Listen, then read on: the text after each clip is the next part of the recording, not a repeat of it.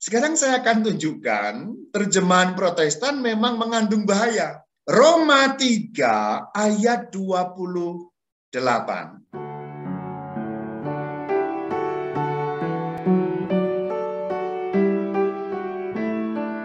Karena kami yakin bahwa manusia dibenarkan karena iman dan bukan karena ia melakukan hukum Taurat.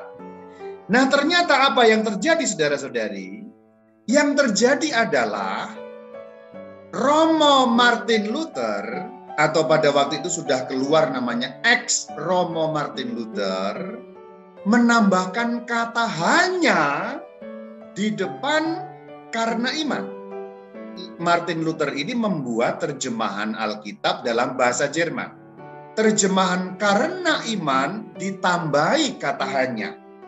Sementara di dalam kalimat aslinya tidak ada kata hanya.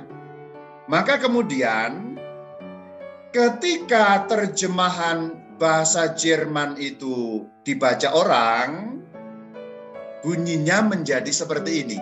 Karena kami yakin bahwa manusia dibenarkan hanya karena iman dan bukan seterusnya. karena ia dan seterusnya. melakukan hukum Kita Taurat. yang paling penting dari kata manusia itu. Di dalam teks asli Alkitab, bunyinya apa? Manusia dibenarkan karena iman. Tetapi Luther menerjemahkan manusia dibenarkan hanya karena iman. Karena penambahan kata hanya berarti satu-satunya kan. Hanya itu berarti satu-satunya. Maka menjadi berbeda. Kenapa Luther menambahkan hanya karena iman? Karena supaya cocok dengan ajarannya. Luther kan mengajarkan sola itu. Sola itu bahasa Latin, solus artinya hanya, satu-satunya. Salah satu yang diajarkan oleh Martin Luther adalah sola fide. Sola fides, hanya iman. Perbuatan tidak penting, kan begitu, kira-kira begitu. Berarti Roma 3:28 dalam Alkitab terjemahan Luther cocok dengan ajaran Luther. Tapi apakah itu terjemahan yang jujur? Tidak jujur. Itu terjemahan yang mengelabui, yang menggiring opini sehingga seakan-akan Alkitab sesuai, cocok dengan ajaran Martin Luther. Padahal yang terjadi adalah Luther membuat suatu ajaran, lalu terjemahan Alkitabnya dipaksa untuk sesuai dengan ajarannya. Terjemahan itu dibuat supaya seakan-akan Alkitab cocok dengan ajarannya sola fide tadi itu. Sola artinya hanya, fide artinya iman. Hanya iman. Itulah kenapa kalau sekarang ada banyak kelompok yang mengatakan, haleluya saudara, yang penting iman saudara ketika engkau percaya kepada Yesus sebagai juru selamatmu pribadi saudara. Meskipun dosa memerah seperti kirmisi saudara, akan dihapuskan oleh Tuhan saudara. Yang penting kau percaya kepada Yesus Tuhan saudara. Ketika kau berbuat dosa, Tuhan tidak pandang dosamu itu saudara, karena engkau iman saja saudara. Pernah dengar khotbah seperti itu enggak? Sudah mirip sama. Sudah mirip? Ya. Saya mau mengatakan kalau hanya seperti itu tuh bisa. Jadi jangan kira seorang Romo Katolik tidak bisa berkhotbah dengan cara seperti itu. Sangat bisa. Hanya kurang cocok saja saya berkhotbah begitu. Saya lebih suka santai-santai begini ngomongnya. Kalau mau begitu bisa saja. Jadi saya mau juga memberitahu Anda orang Katolik ini, nggak usahlah terpukau-pukau dengan gaya-gaya seperti itu. Gaya itu cuma bungkus ya. Kalau mau dibungkus begitu, bukan bermaksud memegahkan diri. Aku juga bisa, gitu. Bisa. Kalau cuma jualan seperti itu tujuannya bisa. Maka nggak usahlah terpesona dengan gaya-gaya yang seperti itu, tidak usah. Karena kita lihat esensinya, kita lihat ajarannya benar apa enggak. Kembali ke sini. Jadi embahnya Protestan sudah tidak jujur ketika menambahkan kata hanya dalam terjemahan Alkitab. Sekarang Anda lihat konteksnya enggak? Kenapa gereja Katolik sampai melarang orang Katolik membaca terjemahan-terjemahan tadi itu? Karena nanti bisa kacau. Coba Anda bayangkan seorang Katolik pada zaman itu, dia membaca terjemahan bahasa Jerman. Ayo kita bayangkan sekarang, kita kembali ke ratusan tahun yang lalu. Jangan zaman sekarang ya, tapi kita bayangkan ratusan tahun yang lalu ketika seorang Katolik, kemudian dia menemukan Alkitab bahasa Jerman. Kemudian dia membaca Roma 3:28. Manusia dibenarkan hanya karena iman. Kira-kira apa yang terjadi, Vin? Ya jadinya dia jadi berpendapat kalau perbuatan nggak penting, Rama. Berarti dia akan cenderung setuju kepada ajaran Luther. Dia akan menolak ajaran gereja Katolik apa enggak kira-kira?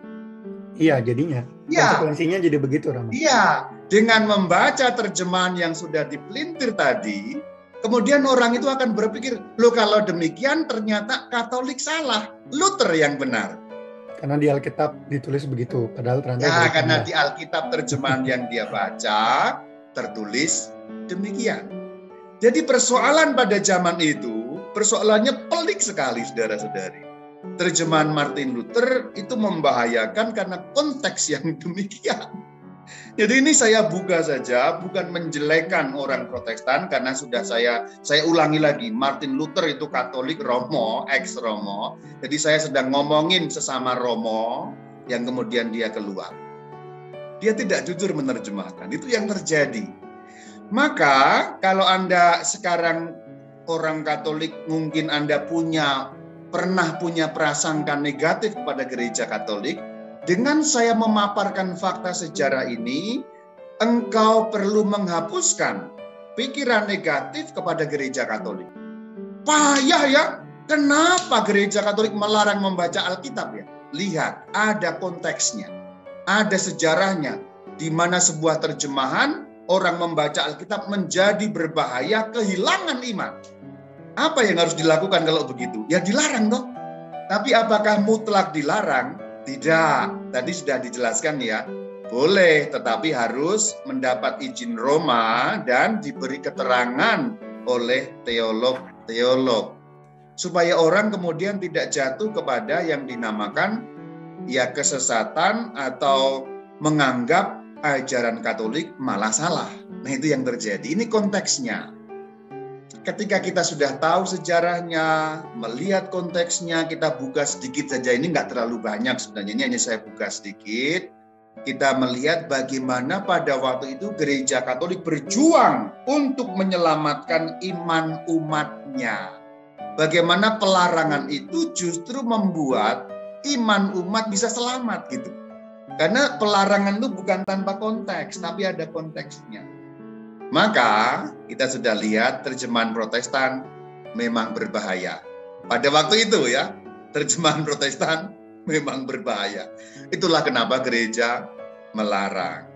Maka tahun 1897, Sri Paus Leo ke-13 menetapkan hanya terjemahan Katolik yang boleh dipakai, itu pun harus diberi catatan penjelas. Sekali lagi ini masih konteks panjang tadi itu.